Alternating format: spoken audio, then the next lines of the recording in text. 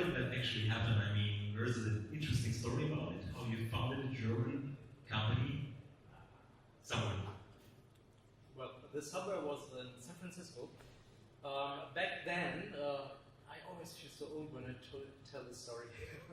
I started to study business administration at Berkeley in '98, which was really the heydays of the internet. So when I arrived there, I was traveling down 101 to Berkeley, and there were all the billboards with Yahoo and Excite and all those bench companies, but still alive companies. I think Amazon, maybe they were there, soon they were there at least in billboards. And the thing why I had selected Berkeley was that they offered a really nice entrepreneurship track. And so after the first grinding first year, at the end of it, we and my friend, my fellow student, we subscribed to this entrepreneurship class, and we knew we had to write a business plan in that class. And usually you have an idea, write a business plan. At the end, you really have to present it in front of real VCs and investors. But that's it. So it's just an idea, and then after the class you got your grade, you scrap the paper and move on. And on the last week, actually, of the first year, my fellow student approached me and said, "You know what? I'm dealing with domain names." There was a business back then, not so much today, but back then. And he just got returned the domain handy.de. The guy who rented it said it doesn't really take off, this internet thing, and he paid, I think, 100 marks per month for it. And so the business failed for him. And so he had this domain, and I said, well, of course, I would start an internet business, and we did the most stupid thing when you have the domain handy.de, meaning cell phone. We got the glorious idea of selling cell phones over the internet. And actually, we used the website. Basically, we reworked it of the guy who failed. And well, I learned Pascal, programming Pascal back in university in Hamburg. Well, Pascal was useless for the internet, but then I thought, okay, I know how to program, and I learned PHP, and I set up this first website without any databases. That was too complex for me, but so the idea was you can select a cell phone, enter all your data, and then you press buy, and I created an email sent to my friend, and so we launched this website, and of course we had to establish a company. So we went to the German consulate in San Francisco, and we said, well, dear consulate, we want to found this company, and we know that you are able to notarize it. And he said, well, you know, I haven't notarized any founding of a company forever, basically. I don't do it. And the good thing is that my partner was really, really persistent. So just for 4 hours, we just sat there, and he was reiterating, but look, we have this book, DTV, die gründlich eine GmbH, and it says the company can be notarized in front of a notary or a German consulate.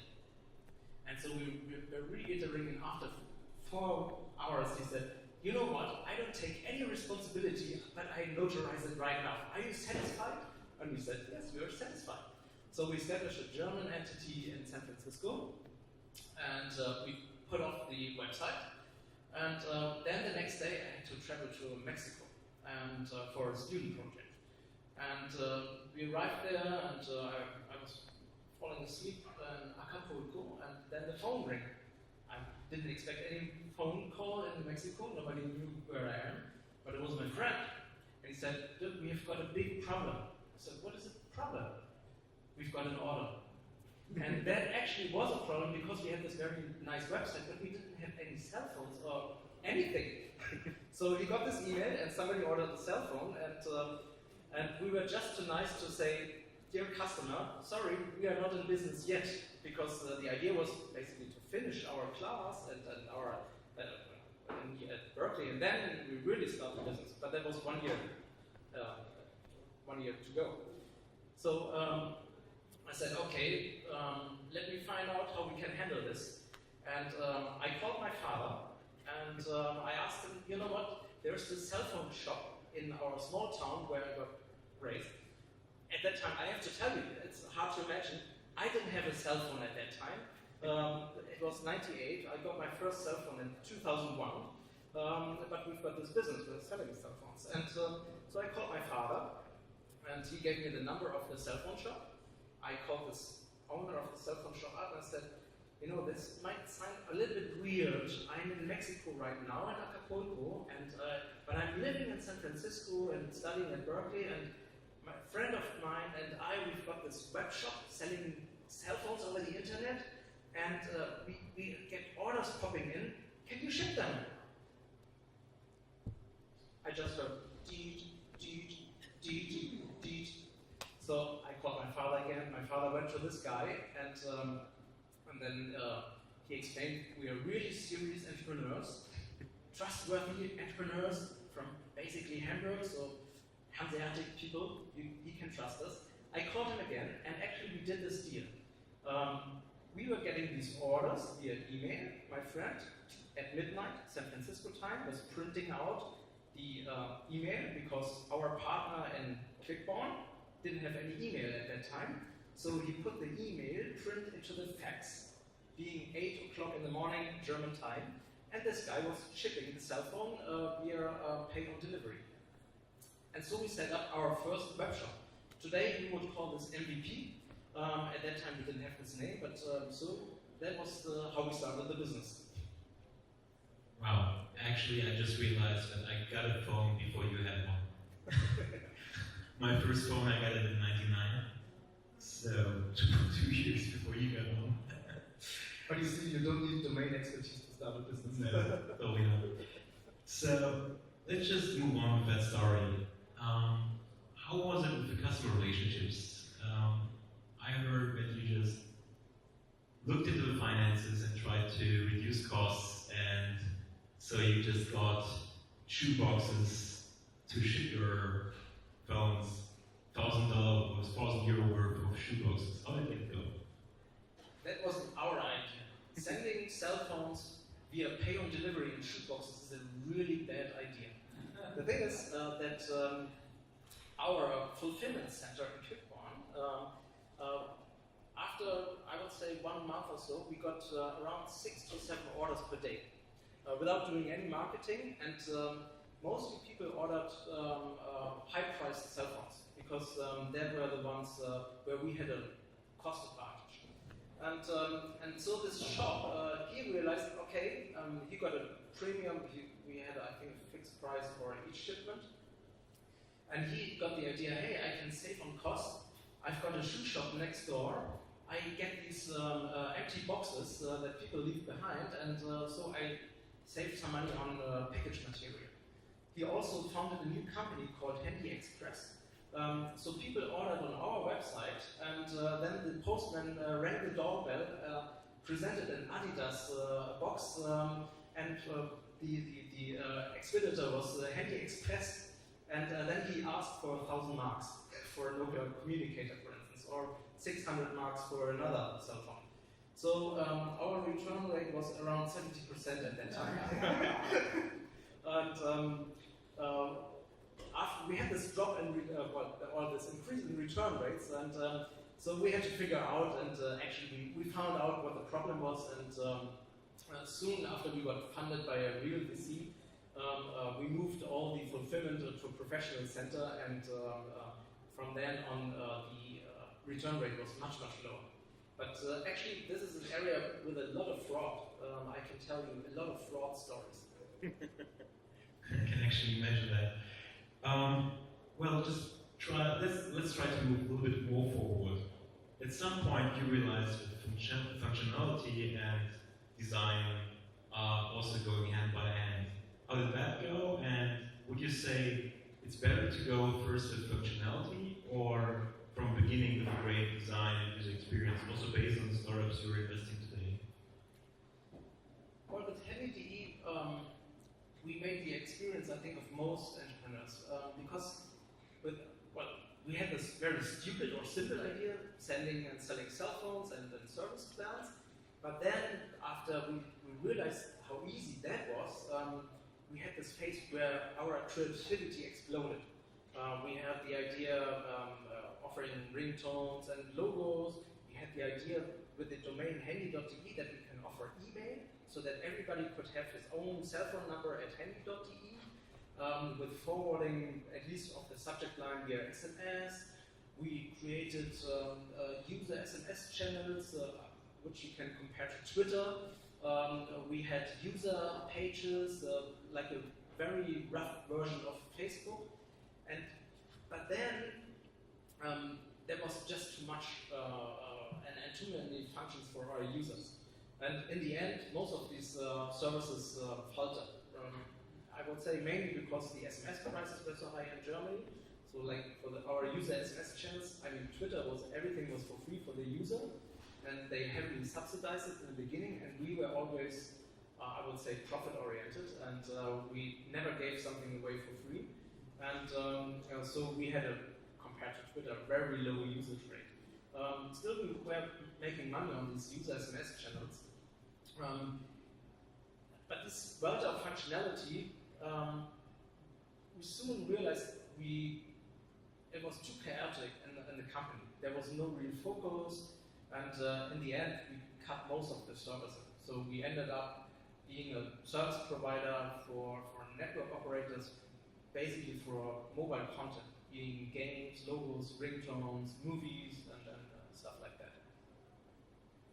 And would you say, from your perspective today, should startups first focus only on functionality and less to prettiness, or both from the beginning? I still think for a non-shopping or even for a shopping site, functionality is key, because that's how you provide value. If you look at most designs, go back in the time machines, look at eBay, Amazon, and Co.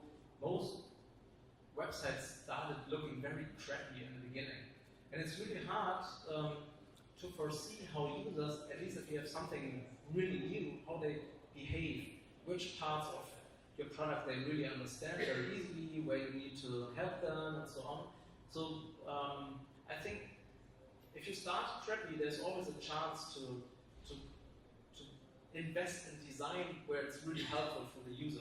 So functionality is more important than design. So functionality is key, design comes next.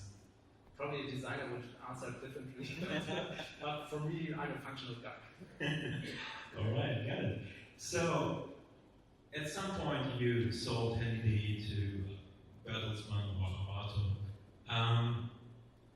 Later on, you did found your second company, Blau Mobilfunk, a telecommunication company. So let's just go to the beginning of it. Just very in the beginning of it. The idea was to build a platform to sell online telecommunications, so people can buy their SIM cards and all that online, right? That's true. If you think back to 2005, we had in the mobile space, we had, for one thing, contracts usually lasting 24 months or longer, and you had prepaid cards, and using prepaid cards was really expensive. We were talking about like 70, 80 cents per minute of a phone call, and the idea of a no-frills operator, the idea was basically stolen from Denmark, and that, inspired by Denmark, to correct myself. The idea was, hey, let's use the internet for distribution and for customer care and all, billing and so on. And given that the internet is so effective and efficient, we can offer a very low price structure for the customers. And with this very simple idea, it's really not it's a downward innovation, right? It's not a focus on new functionality, but it's rather cutting functionality down to the most relevant set for customers, but offering it for a low and attractive price. And we did this in 2005, and we thought if we are at least 30% cheaper than all the other operators, that should be a no-brainer for each customer to sign up at Blau and buy our SIM card. Unfortunately, we realized that this is not the case. People are quite reluctant to bet on new horses, and Blau didn't have any reputation. And of course, they're somewhere tied up in contracts, but it was a really tough beginning. And the toughest thing was that we were the only ones who had this really great idea. On our way, when we set up the company, already 2 of our competitors launched. And I think 8 weeks after our launch, we had another 8 competitors. And each single one with much deeper pockets than ourselves. So it was a really red ocean. But still, I think it was a good idea. And from that point on, something changed with your business model, right? Something dramatic. We were the internet guys, and we were laughing at all these brick and mortar and offline people, those guys from the last millennium who didn't understand the signs of the times.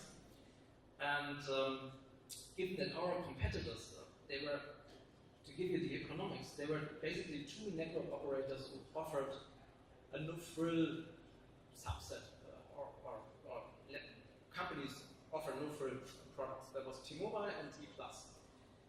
And we belonged to the E+ network, and with E+, we got a very low and very little bounty for each new customer, but we got quite a high airtime. And those guys who worked together with T-Mobile, they got a very nice bounty for each SIM card they activated, and rather low airtime. So these guys were very aggressive in attracting customers because they got repaid immediately. So the prices for keywords at Google, they soared immediately after they launched and were active in this market. And I would say 2 months after launch, we were almost bankrupt because even our calculated lifetime value of a customer was lower than the customer acquisition cost.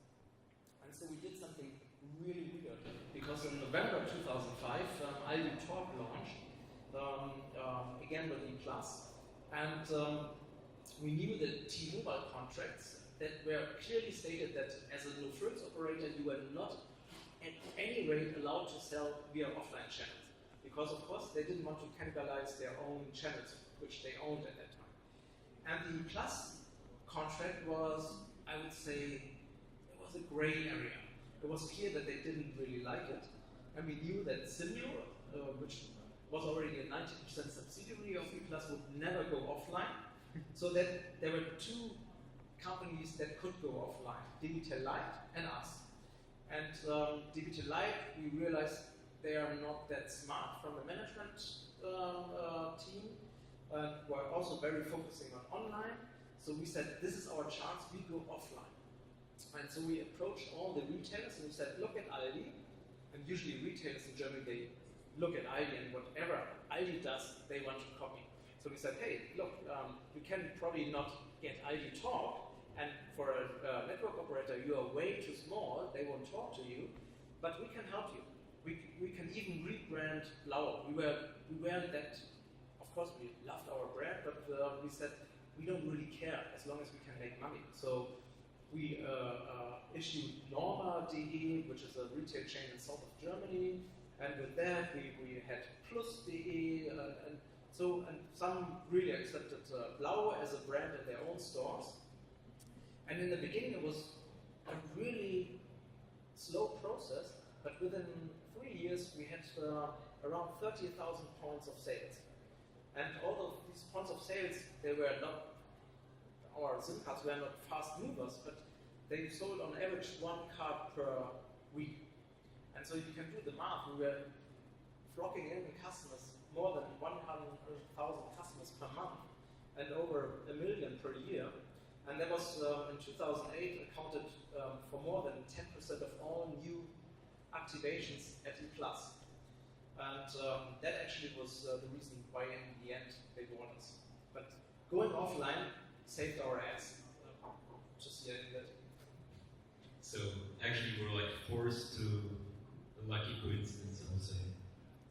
Definitely. The only thing we stayed online was, we had a customer care via phone, but we try to lure in people to do customer care and top-ups and so on to do it online, because that was really more efficient than offline. During the time you were leaving the company, how much of your sales was online and how much was offline? Well, we left in 2011, and if you just sales, if you look at the top-ups, the online part was really high. But if you look at new cards, which is the most significant for a revenue driver for the future, we had more than 90% of the sales were offline. So we really became an online-offline company. Well, that's actually a great pivot, man. It's a strange pivot. You feel like an internet guy. So let's try to sum up all your ventures. All your three ventures you did till today with your three co-founders all together every time, again and again. Was it a lucky coincidence that you guys met? Was it a, I don't know, gut feeling that you knew it would work?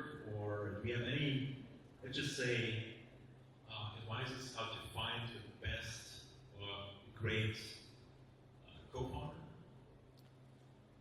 It was definitely a lucky shot. The thing is, I think what made the team really, really good is that we were really different. Not only optical, like I'm the short guy, Torsten is 2 meters, and Martin is in the middle, but we had really different areas of expertise. And usually the areas you didn't expect, like Torsten, he's originally an engineer. He did sales, not the typical part of an engineer, but Torsten is a real sales guy. He can make things happen. That is fantastic. And Martin is the guy who keeps everything together. So he was always responsible for company building, all the legislative stuff, finance, and also because he had marketing experience and he was a product manager in his former life. He did marketing stuff. And I was always, as the business guy, responsible for IT and product and processes and so on. And from our characters, we're really different.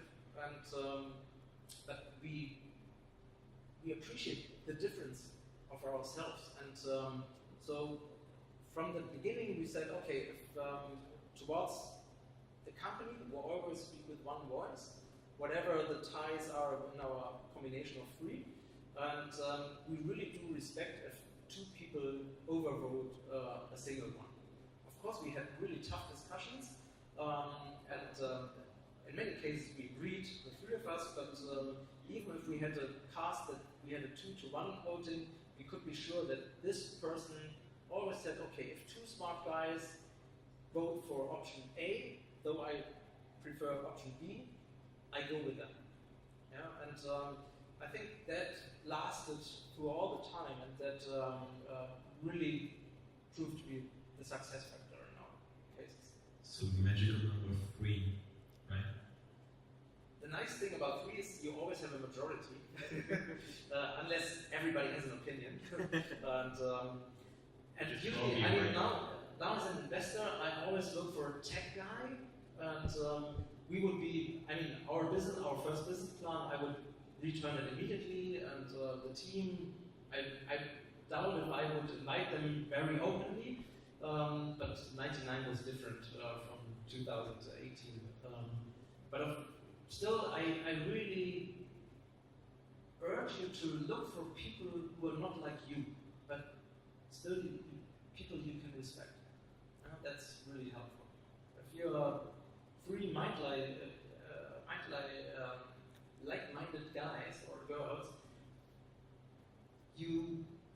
your collective mind is too narrow, and conflict is really helpful. So let's just move a little bit forward. Speaking of your co-founders, I assume it does have something to do with it.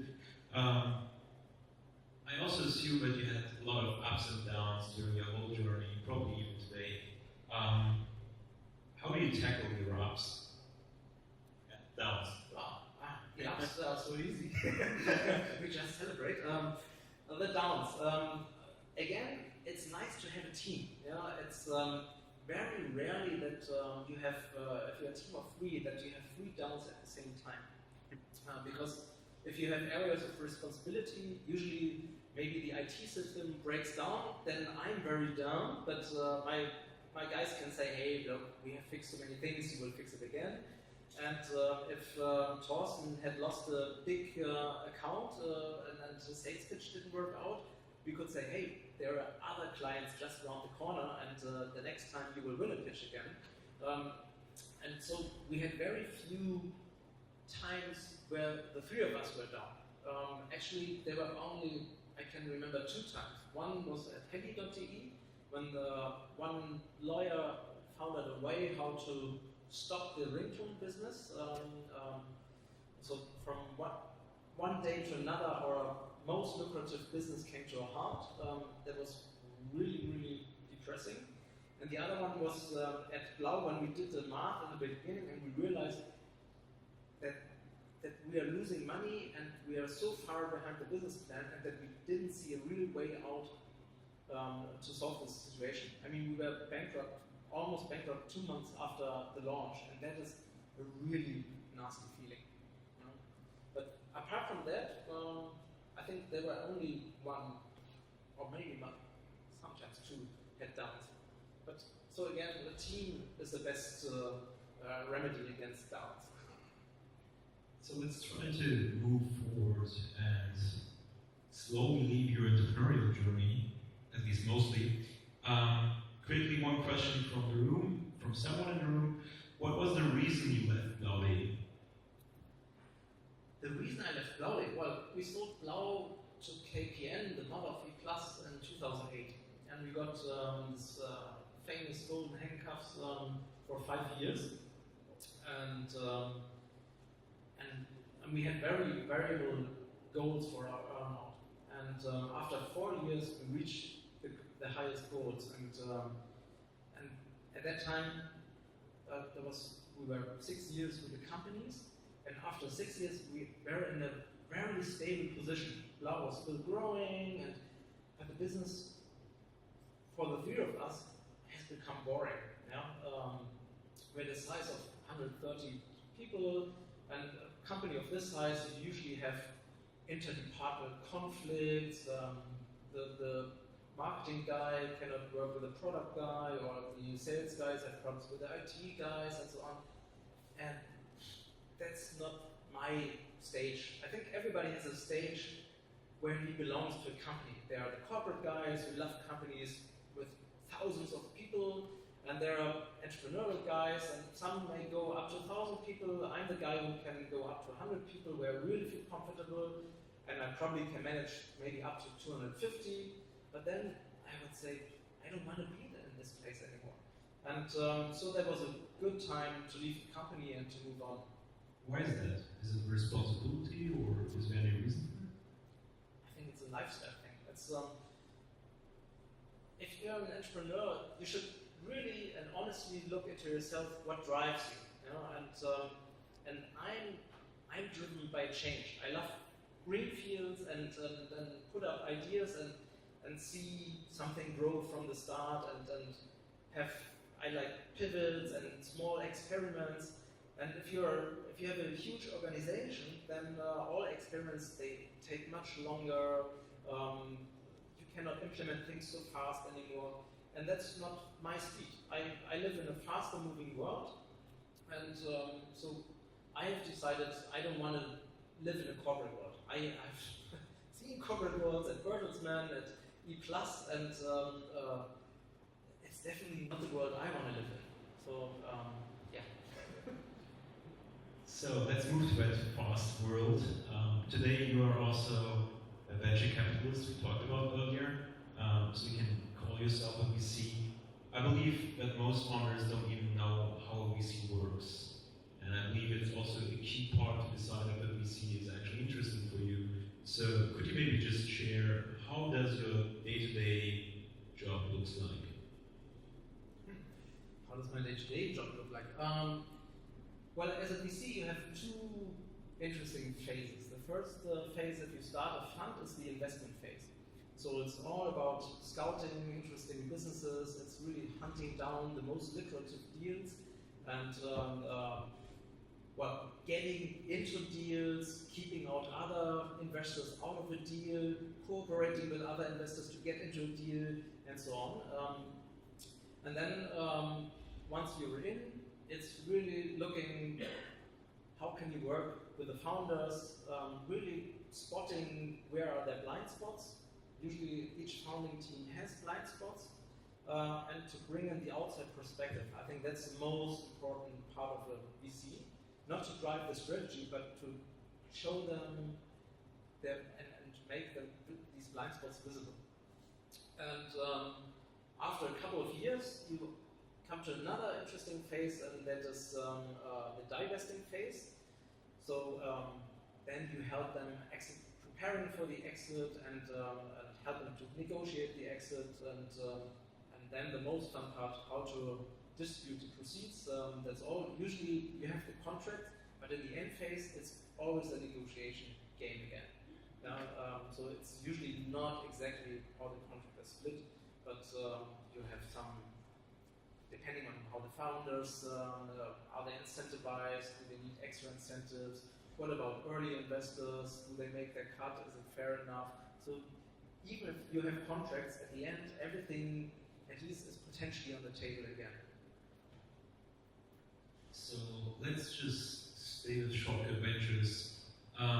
There's also one question in the room which is probably great for that. Shortcut Ventures is closed for new investments right now. And one of the guys in the room, it was Axel, was on your website and he realized it says closed for new investments. Why is that and why does it say that? Why does it say that? First, it says it because it's a fact.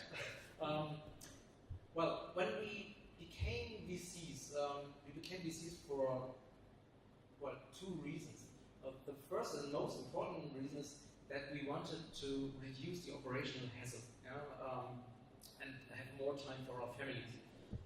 So we are, I would say, quite uncommon VC, because we designed our lives that we work for 2/3 of the time. So we have a lot of vacation and we work only for days per week and so on. So sometimes I call ourselves a lifestyle VC. It's a world where everybody always pretends to be very busy and you can reach me all the time.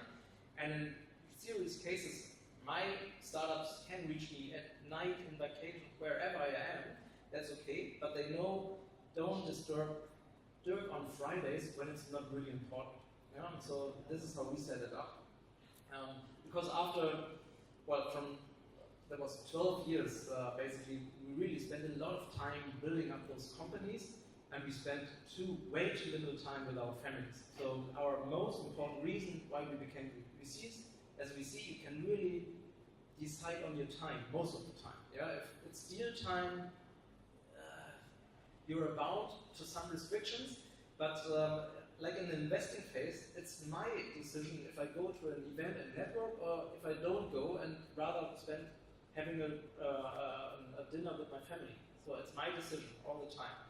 And this freedom, that was really important for us. And the second reason is that we said, okay, we did some business angel investments beforehand, and we did some where we thought a lot about the deals, and we did this famous spray and pray where somebody says, oh, this guy is investing, and we said, oh, this is a really cool guy, so we should invest too. And that was it. And we realized after a couple of years it makes much more sense to do it professionally and to go through a due diligence and not looking at the names and the other investors. And so we really want to learn how to invest. So with these two reasons, we founded Shortcut Ventures. How did that go? Learning how to invest? Well, usually it says you have to spend 20 million euro to learn the profession. So we set up a 30 million euro fund. So of the 10 million euro, we want to get our return. For us, there is the investing world is really exciting. We really love to work with the founders and to be at the latest technologies and the latest trends. That is really, really rewarding. At the same time, we thought, hey, if you compare to the soccer world, we were really good field players, and we thought we would become coaches. And as a business angel, you really feel like being a coach. But what we realized as a VC, as an institutional investor, you are not considered that much a coach anymore for the founders, but you are more the manager of a soccer association. Yeah. So we felt more like the DFB guys, these fat guys, just handing out the medals or doing some really weird decisions. Yeah. And so we decided if we wanted to set up another fund, and actually our investor really wanted us to set up another fund. We said it's another at least 10-year commitment, usually a 12-year commitment, and that was too long. So we decided we want to finish our fund, so that will terminate around 21, 22 or so, and in the meantime the workload steadily goes down, and this will give us room to go back to the entrepreneurial side, which we think is the most exciting side, and so that's where we think where we really belong. Investing is cool, but having a company is not much cooler. So, even though Shortcut Ventures is not investing in new investments and supporting the current portfolio, you are still investing as business angel. So, it's an addiction. So, are there any particular topics you're especially interested in? Are there any trends you're seeing that it's pioneering or especially innovative or anything like that? Actually, I'm not really scouting. So the deal flow I have is mainly through other business angel investors and our network we have right now. So I'm not actively going to network events because still the family is in my daughters are now 12 and 10, so maybe for a year or two they really accept me as a cool father, and then I become the oh, you are so awkward dad, and then I have more time to do business and investments again. So right now, I have for instance, if you look at last year, I did invest in a company that digitized the maintenance industry. We did an investment which is not out yet, but it's about contraception, so very different field. Then about a product that helps dealing with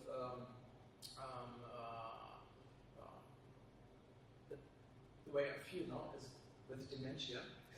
So with the dement people. And then our last, it's already 4, so that was the 4 investments. So it's a very diverse field, and usually now I still, of course, as an investor, I want to make a return, but for me, it has become much more important to work with really nice people. Yeah? So for all of these 4 investments, I would love to sit with those founders together, and it's really having a good time. And of each of the investments, if they fail, I wouldn't be sorry that I have done this investment. And so it's also more a lifestyle thing. So are you more like investing in the people and the team, or how do you decide in which interesting startups you should invest? Well, of course the business idea is important. I mean, the team, for me, because I don't have to invest, that's the nice thing about a business and an angel investment. Unlike an institutional investment, there's no pressure to invest. So it's really the nice situation that I can say, okay, I only work with people, I know if there's a crisis, I can deal with them in a crisis. So it must be nice people, so which I like, and they like me, of course. But still, I'm looking, is the product, is it addressing a big market? Yeah. So if the market is too small, I know it, from an investment side, it doesn't make any sense. And even just to invest and to say, being kind to a founder and say, oh yes, that's a very small market, but here is 100,000 euros so that you can work on it. they will fail eventually, most likely. If I believe that they will fail, how can I support them? Yeah, I mean, they will sense this sooner or later. And so just giving away money as an act of kindness, that's a really bad investment. Yeah? But, and then I have the luxury that I can invest only in products which I think make this world a little better place. Yeah? So if somebody approaches me with a real cool online gambling blockchain business, I would say, pretty cool idea, but go somewhere else. Yeah? That will probably not make the world a little bit better. But these are my criteria now.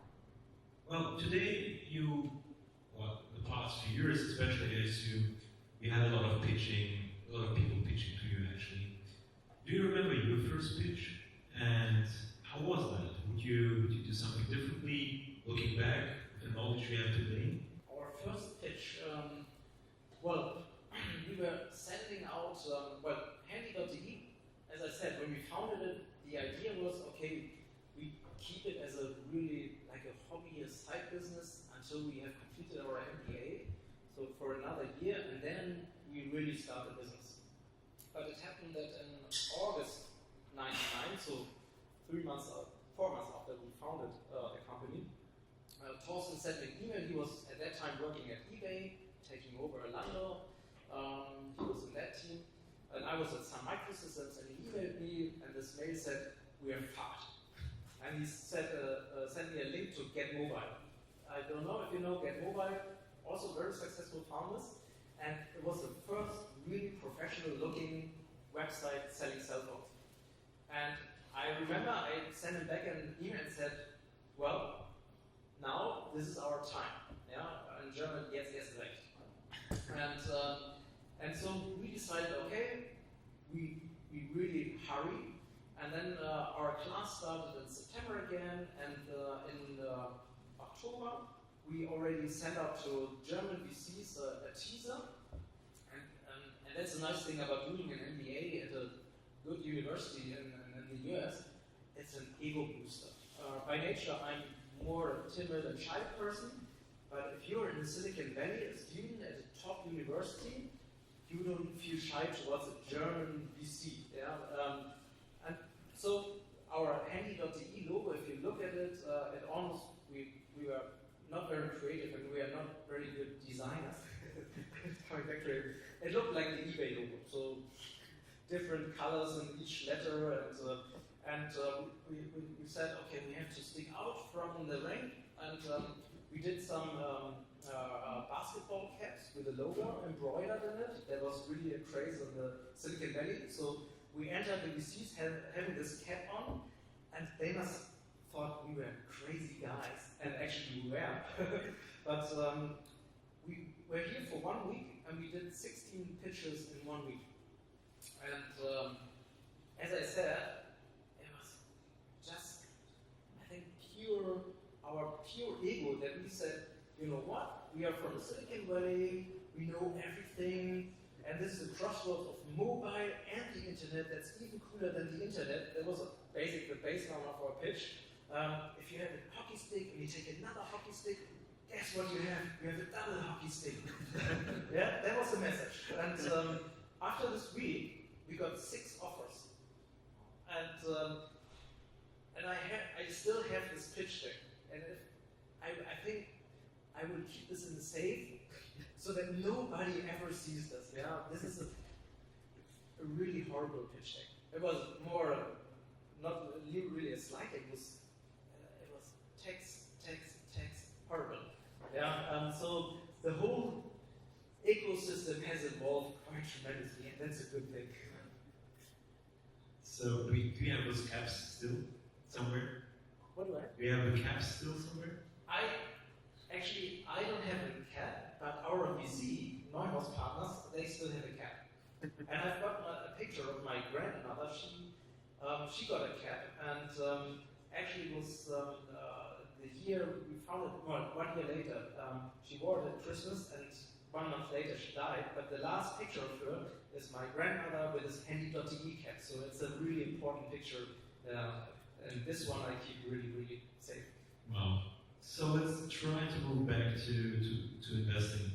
Could you share a few of your greatest, funniest, or even worst pitching stories when people pitch to you?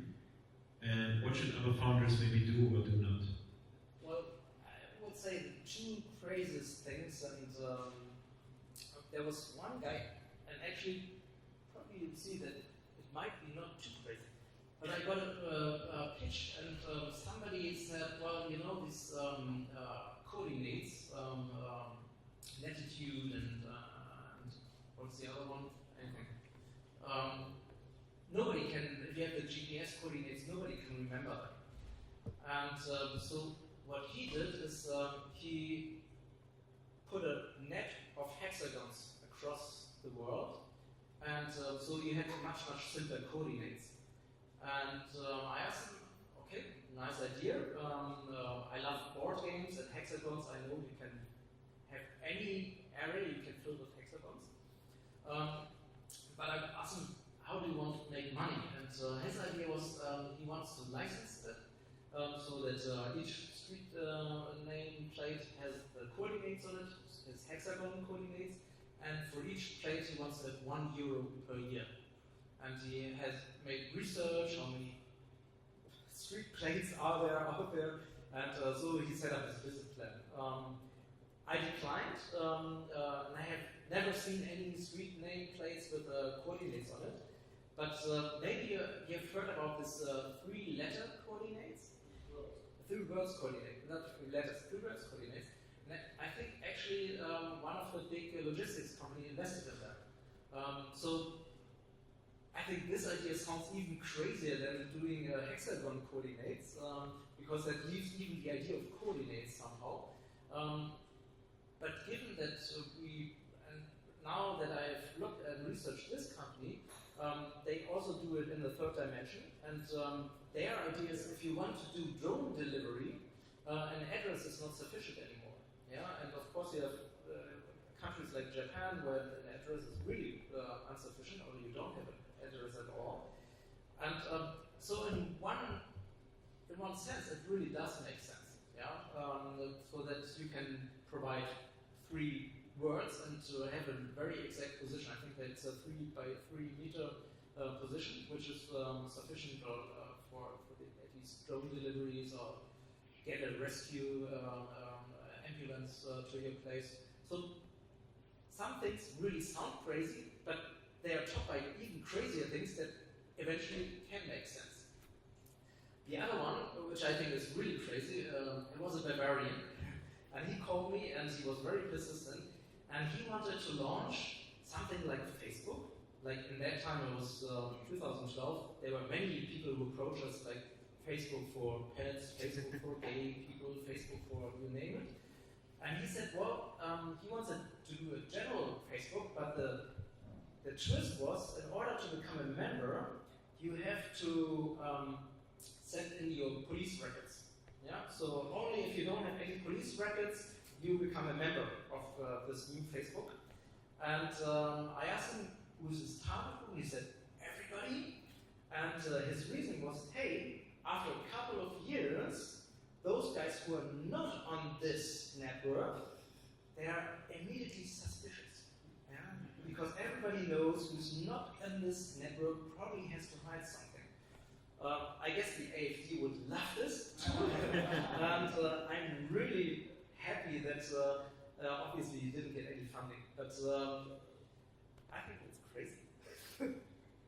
So to sum it up, it's fine to be crazy, and what should founders do or do not with their pitching, if they're pitching to you? Well, first, let me say these crazy things. If you're looking for funding, yeah, I always compare it to the market for marriages. Yeah, you don't want to marry many people. You usually want to find only a single partner. Yeah, with a few exceptions, of course. But most people are looking for a single partner. So, and of course, if you pitch, you get a lot of no's, but eventually most people are able to find a partner. And I would say it's the same thing with VCs. Yeah? In the end, you need only one VC who says, this is a great idea and I've fallen in love with the team and the idea and the market. So I would say never give up. Yeah, and those are the guys who if they're in a club, they don't want to approach somebody because they are afraid of getting a no. And it's the same thing. If you don't pitch and you get some no's and accept that there will be no's, then you won't be successful at all. Yeah, but being prepared for a no and that it's okay, it's not like it's your fault, because sometimes VCs don't get the idea or they cannot relate to it. Yeah, like for instance, I have every respect for people who buy marketplaces. All our business were purely transactional, and they were designed for profits and could be very easily designed for profits from first day one. Yeah, not overall, but the unit economics, like selling a cell phone and buying the phone for less than selling it is very easy. Yeah, it's business administration first class, and you even need a class for this. But setting up a marketplace, wow, because you have to invest in liquidity, and you really have to hope for that you become the biggest marketplace, and then the winner takes it all. You can become really, really big. Yeah, it takes a lot of guts. I invested in 2005 in a company that were doing exactly this what Airbnb was doing. Yeah? Because they said, hey, in 2006 we have the World Championship, we don't have enough hotels. Wouldn't it be cool if people would rent out rooms so that people can stay with them? And I said, it's a cool idea, and I put money in it. And we saw how difficult it was to get people to hosting hooligans is maybe not the best sales pitch, but hosting fans is much, but still, building up liquidity was really, really hard. Yeah, and soon we realized, okay, I invested something like maybe 30,000 euros or so, and there was another investor who provided the technical platform, so all in all it was maybe 100,000 euro. That was tiny, yeah, and the traction they built up was way too low to lure in any VCs. So we gave up after a couple of months, basically. So I have this respect, and I know how hard it is, how much money it takes to build a marketplace. So whenever somebody approaches Shortcut and said, hey, I've got this idea for this cool marketplace, I always said, you know what? I think it's a really cool idea, but I cannot add any value. I don't have any idea how to build a marketplace. I only experienced how it failed. So I'm not the right VC for you. And but there are other VCs out there who love marketplaces, yeah, and they are the ones to pitch. Yeah? If I shouldn't pitch any girl who's 1.90 meters, probably she isn't interested in me. Yeah? So looking for the right VCs to pitch to is always like doing the homework, look at the portfolio. Do they have something, at least from business economics, that is you can relate to your business? That really helps. Yeah, and helps you avoid the no's. Yeah, it cannot make sure that you don't get a no, but it helps you to avoid some no's. Speaking of platforms, I promise you this is my personal last question when it's your time. So, speaking of platforms and finding the right VC, what platforms would you recommend for founders who are looking for investors to search for investors? I come back to dating. It's always good to have a very good-looking friend who knows all of the dates. Yeah? And knows where the cool parties are. I mean, we have some networks here in Hamburg. Yeah, I think the natural starting point is Startup Hamburg. But of course, for business angels, I think it's always nice to have a local proximity. I would say it makes it much easier, because business angels, in general, of course, they love to be close to their investments. But when it comes to VC, it doesn't matter where they are located. We don't have a single investment in Hamburg with Shortcut Ventures. We ended up in Munich, Barcelona, Berlin, of course, Mannheim.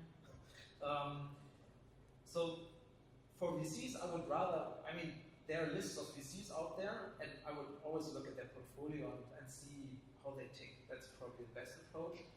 And of course, it's always nice if you have somebody who has an intro, but all VCs who invest, usually if you send a pitch in, it's not the partners who look at it, but it's usually the associates who look at it, sometimes, honestly, the interns, yeah, who do the first screening and sort out the obvious crap. Yeah? Because as a VC, especially if people know you're currently in an investment phase, you get so many plans, you cannot handle all of them. Yeah? The average time for initial screening, like getting the idea, it takes 2 minutes. Yeah? And that's the first stage you have to overcome. And then somebody opens the pitch deck, I spend another 10 minutes. And then you have to overcome this, and then the next is a phone call, and so on. So it really helps if you approach a VC to make it very clear what your business is. So for me, I really don't like if people are hesitant to tell me something. Yeah, if they are not open, I know I cannot work with them. Probably there are some VCs who love this secrecy, but most VCs I know, if somebody asks a VC to sign an NDA, not the right way. Yeah?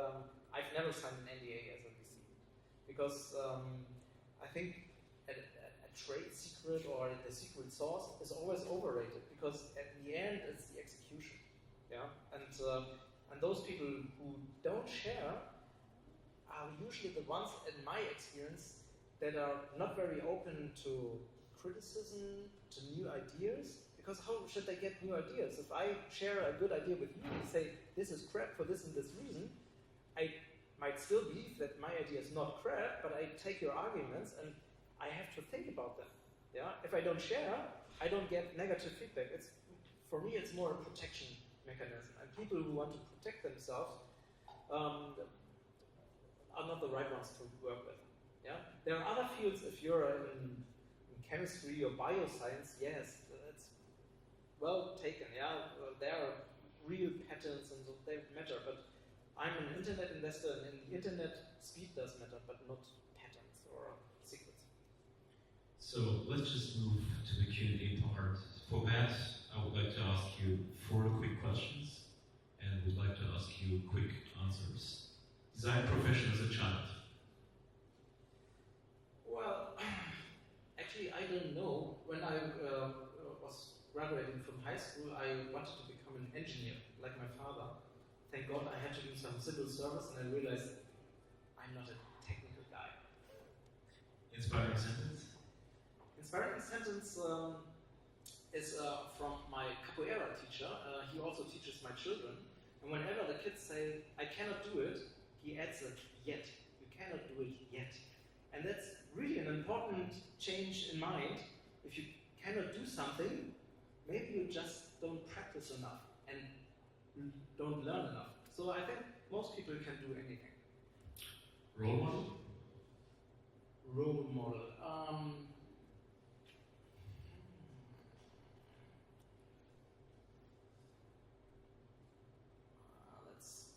I've got many role models. There are some people like I love Steve Jobs, how he can inspire people, but I would never copy his work style. And I've got people who I really admire for their work style. And like Thorsten, our negotiator, I've never seen a negotiator like my business partner Thorsten. So I really admire him for these skills. But I've never admired whole people. It's always that I love aspects of people. You thought about it just a bit. Who was the last one which came to your mind? Sorry? Was the last person who came to your mind? The last person? Role model. The role model. You mean the last person who's a role model for me? No, the last person you are thinking of right now when you're thinking about the role model. Who was the last person you were thinking of right now? Well, the last person was actually my father. And my father was an entrepreneur himself. So he was very inspirational for me because he gave me the confidence to start a business in the first place. On the other hand, my father was the one when I said, I'm going to found a company with 2 partners. He said, never work he was really an entrepreneur in the old sense, doing all the stuff on his own.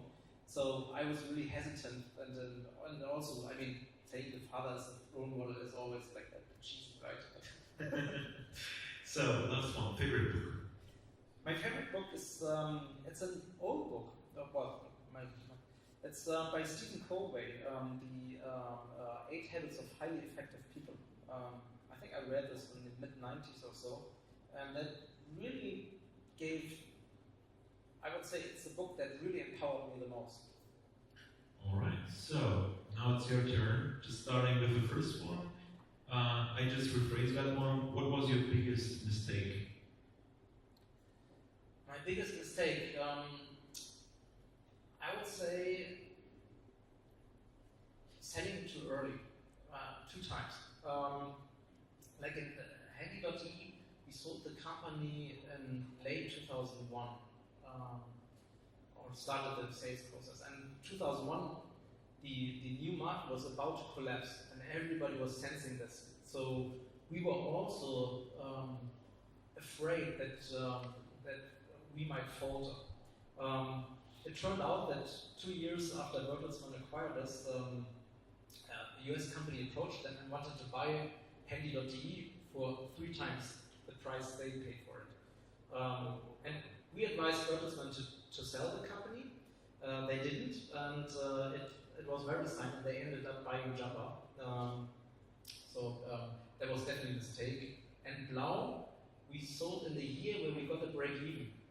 And well, 3 years after the sales, we made an EBITDA of more than 30 million euros. And I would say at that point, we would probably again have at least tripled the sales price. On the other hand, selling too early, if you get some money, it really changes your life quite a bit. And it doesn't change your life if you have 10 million euros in the bank account or 20 million euros or 30 million euro, but having nothing in the bank account of 10 million euros really does change your life. So just feel free to shoot all your questions right now. Next question is, besides me asking you if you would like to join us, what motivated you to speak here? He invited me. Could I say no? But apart from that, I think my mission in life now is to help people start their business and take away their hesitation. Yeah? Because I think I can serve as a role model. I didn't have a clue about cell phones. Setting up a service provider, if I had known what would have expected us, all the legislation and regulation and so on, I would have never started it. But with the bliss of ignorance, we started Blau. Yeah? And I actually, if you're hesitant, should I stay or should I go? It's a Clash song, I'm a Clash fan. So should I start a business or should I stay in my corporate job or study or whatever? I really want people to start a business. Yeah? Because I think people have so many skills, and if you think, oh, I will have to face so many problems, it's true, but you will see, you will start solving the small problems, and that empowers you to tackle the bigger problems, and so you learn very fast, and I think we haven't seen so many cool businesses that people didn't start because they were afraid of starting a business, and I want to help to change it. Well, thank you that you're here for today and that you do what you do. So, next question is, how important is a classical education as an entrepreneurial success factor? It's a signaling game, I would say. I mean, it depends on your role. Like Martin, who did the finance part, it's really good if you have at least some fundamental accounting experience. Yeah? Even if you can hire people, but knowing the general idea of accounting and so on, it really helps. Yeah? If it comes to marketing, I would say, and when it comes to general entrepreneurship, I think the most fundamental idea you get from a 3-year business administration classes make profit, not losses. Yeah, everything breaks down to make profit, not losses. And if you have this already in mind, I think you can just jump into starting your business. So feel free also to upload the next questions, because I will just take the next, let's just say 4. The grinder in the room asks, it says grinder, so what role did external investment play in your startup? The external investment, in both cases, without the external investment, we wouldn't have started the business. Yeah? With Handy.de, Thorsten, he had to repay a loan from his consulting company who sponsored him the MBA. And so for him it was really important to have a wage right from the outset. And so since we didn't do any money, and also at that time setting that platform cost quite a bit of money, so we weren't willing and able to invest that much. And the same thing with Blau, setting up a service provider, we invested 1 million euro into the platform, and we weren't willing to invest this. So outside money was very important, especially when it went so badly with Blau, and we were close to insolvency. We were really lucky that we got introduced to Sheikh Ali Al Sabah, who was or still is a member of the Kuwaiti King's family, and he opened his coffers and made sure that we survived. It was a good deal for him in the end, but without this, I would say, well, courage of this guy, Blau would have disappeared after 2 or 3 months. So, next question is, many investors ask, what can you do to prevent the big competitors from copying you? Have your ventures been uncopyable? How did you avoid retaliation? I think you cannot avoid it, and the only protection is to be faster. Yeah? So that was always also the internal culture we built up. We always told the people, hey, we as a company, I mean, Blau was funded even with the Sheikh and so on. We got 8 million euro in total funding. The marketing campaign of Silvio, just the launch campaign, was worth 20 million euros. And all the other competitors, they had tons of money. So the only chance to survive in this red ocean was to outsmart them. Yeah? And we put this into the organization, and everybody was thinking about, okay, how can we reduce costs? How can we be smarter? Like our online marketing guy, he realized that like Zinyu and later Phonic, they were everywhere. And they had a very, with their online banners, that was more informational, and there was no real button with call to action. So we always put small, tiny spaces just above or below these boxes with just a button saying, order now.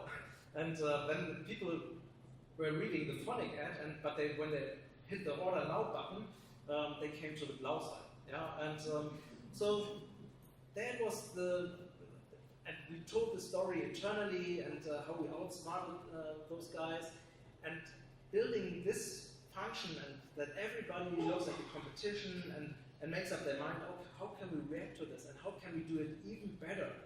Yeah, getting the idea and what their intention is, and then say, okay, and how this is a really cool idea, and not saying like, oh damn, we're done. Like instead saying, okay, and how can we take this idea and make it even better? If you have this spirit in your company and you're moving fast, then even the big guys cannot harm you. So, next question in the room is, would you still invest in an e-commerce startup today? Depends on the business. Most likely not. But mostly because I think a pure e-commerce business is boring for me. You know? It's, you have to scale to a certain size, and so just selling stuff online, I think is boring. Which does not say that it cannot be successful, but for me as an investor, I love challenges. Yeah, I'm still in this mode. I love to solve problems, and so I love business models that have a little twist where maybe other investors don't see the opportunity, or where when people people come and say, hey, we've got a cool idea, but we know it's really hard to implement it and to get into this market, then you get my interest and say, oh, maybe I find a way and maybe I can tweak them and help them to find this way. So these are the challenges I'm looking for. Next question is, how do you evaluate business opportunities? How do you know a problem is worth to be solved? Well, it must be problems of my world or my understanding. Yeah? So, for instance, if we look at this contraception thing, it's obviously not really my world, but what I realized from my wife and other females is that they don't like to pump in a lot of chemicals anymore. And so this female founder, she found a way to check the fertility via saliva. So you just basically put something in your mouth for a couple of seconds and it detects your temperature and also some hormones in your saliva, and then it can, with a very high accuracy, tell you, could you become pregnant today or not? So, and I think, it looks very convenient, it looks like you can avoid putting chemistry in your body. So these are really nice trends. And also it's a business model where you can buy a device and then you have to buy the stripes. So it's a razor blade business, and I love razor blade businesses. So I think that's a cool idea. We don't know yet if it will work out. It's still in the experimental phase, but things are looking good. But this is something that cosmetics, and the market obviously is huge. I mean, at least 50% of the population have this problem. So these are the markets I love. Hopefully the question is answered. So the good news, or the bad news is we are still waiting for the pizza. The good news is I will ask still some questions until the pizza arrives. So next question is, you have mentioned Blau was almost bankrupt, and later you have switched sales offline to turn it around. What's the journey between the decision-making process? Well, the first data point we had, as I told you, is like customer acquisition cost larger than customer lifetime value. This is where all the red flags were blinking and ringing, and where we had this real crisis. And so we are sitting there and said, okay, what is the avenue we can pursue to get out of this online red ocean fight? And the inspiration came by the launch of Ivy Talk and the media coverage, and we got at least the idea of the figures, how much they were selling, and we saw, wow, these are really huge numbers we can move there in offline.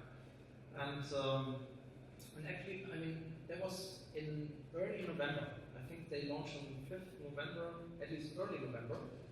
And by mid-November, we said, okay, let's give it a try. We were talking then, and we immediately spread out. Like, Thorsten was talking to the retailer guys, and my development team, we were putting in place a mini ERP system. Until that point, if somebody ordered, it was only one single SIM card. We delivered it in an envelope. Yeah, it was a simple envelope with a SIM card and a welcome letter, and that's it. And all of a sudden, we had to have boxes, and the boxes had to be put together, so basically containers. So we had to confect them, and we had to solve this, how to deactivate the SIM cards and so on. We had the idea, oh, it would be really cool if people could have this number or could choose their mobile number online. We thought this is a really cool advantage, and we immediately implemented that. So we had, within 2 months, we had implemented a mini ERP system in all the processes with our provider. And this speed, I think, that could just not be copied by all the others. So Digital Light, they also, as I said, that was the only one who could also move into the offline space. And they came in, so the first packet we sold offline was in January or so, and then they moved in June of this year. And so we had really an advantage from the time. We knew we were fast, and we said it's an avenue nobody can pursue. And that was, so we said, okay, give it a try. All right, so thank you, Dirk, that you're here today. Thank you for sharing your insights with us. Before I jump to the last part of the evening, please feel free to answer the question. If you have anything to say to us, share with us what we can do better, any speaker requests or anything similar like that, feel free to answer that one. So I'm looking forward to your feedback regarding that. Usually I forget always this one last thing. Dirk, thanks again for being here, and well,